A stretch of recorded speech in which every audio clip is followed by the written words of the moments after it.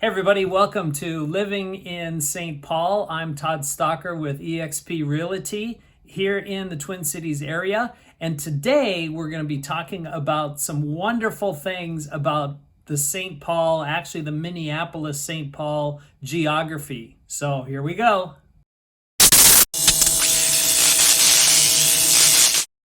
You know, St. Paul does have a lot to offer. It isn't just flat and nothingness like a lot of people think. And maybe if you're not in our state, that's kind of the mental picture that you have since you haven't visited for whatever reason or seen pictures. But St. Paul, Minneapolis area has so much to offer in terms of elevations and different things to do because of the geography. So in this video, that's what we're going to take a look at. So let's get to my computer and I'll show you what I mean.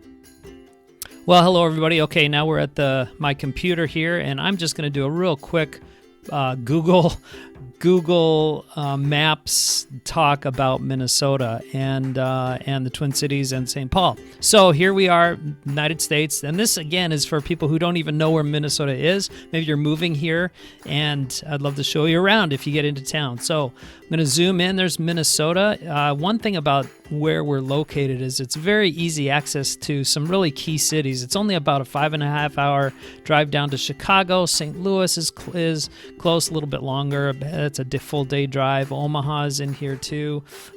So really located in a great part of the city. Oh, and I am going to turn that off. Anyway, so if you zoom in, I'm just going to keep zooming in here. Minneapolis, Twin Cities is located in the southeastern portion of Minnesota and right on the border of Wisconsin and Minnesota. It's called the Twin Cities. Let me zoom in a little bit closer here now. So basically, as you can see, the Twin Cities is a combination of Minneapolis and St. Paul, and Minneapolis is the bigger of the two. That's why it's bigger, and you can see it on the zoomed out map. St. Paul is smaller.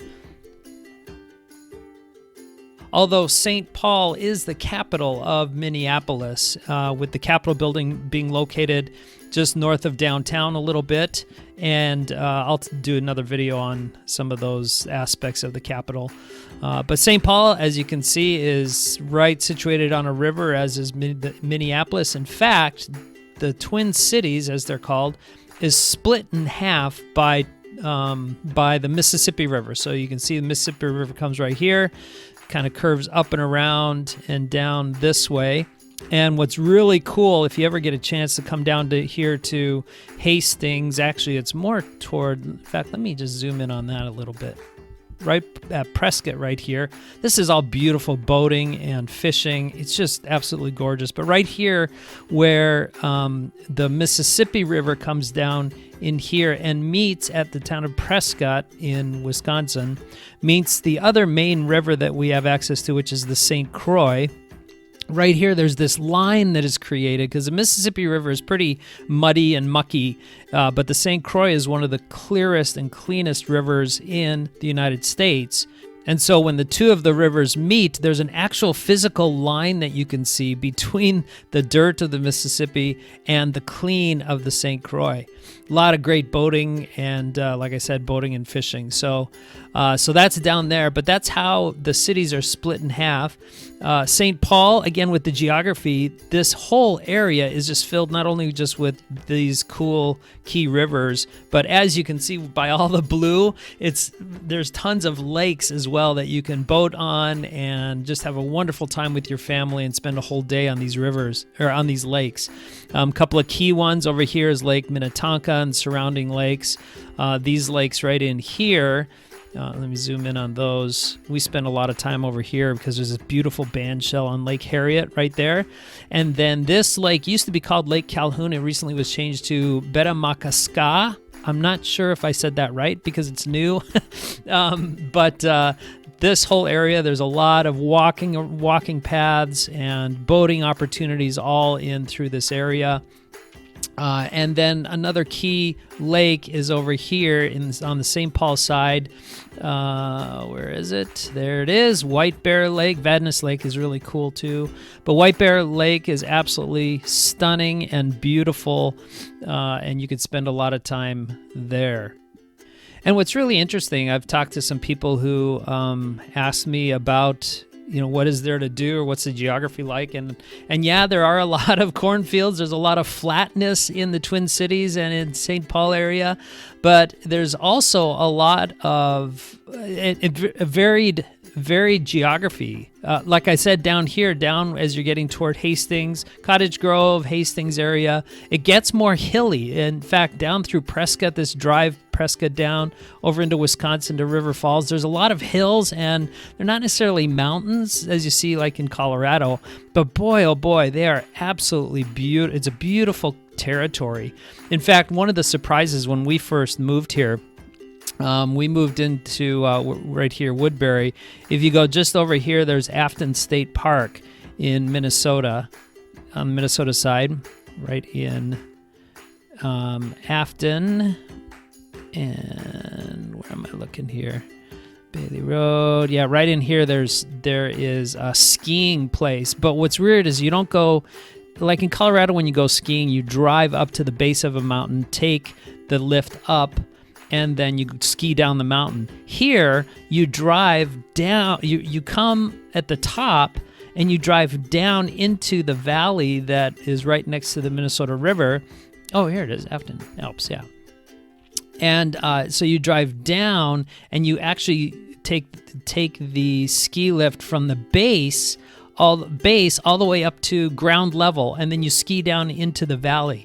It's really interesting, but really actually good skiing. There is another one called Buck Hill, and that's over this side, and this again is skiing. That's over just south of Mall of America, right in the Burnsville area over here, which is an actual hill that you ski down. So you get a variety of all kinds of different things when it comes to skiing or even just general topography. And remember I mentioned that there is a lot of flat cornfields. That was perfect back in the day for train tracks, for trains to be carrying goods and people and transportation from other places, from St. Paul into Minneapolis and around the areas. A lot of those train tracks aren't used anymore, and so what they did, starting back in the 40s and 50s, they started paving them and making them bike trails. In fact, and again, I'll do a video on this, Minnesota is the third highest ranked for biking trails behind Washington and Oregon. And that's actually one of Kelly and I, our favorite things to do is to do long distance bike riding. So hitting these trails are just amazing. I'm going to do a whole video on the top 5 bike trails in St. Paul. And so with the topography of St. Paul and its location, again, it makes a great place to live. Always something to do, always something to see, always something to learn about in St. Paul. And I would love to have you come and visit. So as you can tell, I just scratched the surface of the geography of St. Paul and Minneapolis, our area here. And if you want to know more, go ahead and give me a call or a text. Take a look at my website, homesalesexp.com. And I'd love to connect with you a little bit more about our area. And especially if you're relocating to this area, please feel free to connect with me. I'd love to touch base with you. And as always, please subscribe to our video here and make sure that you hit the bell icon as well so that you're notified as to other videos that'll be coming out in the series. Thanks a lot. See you next time.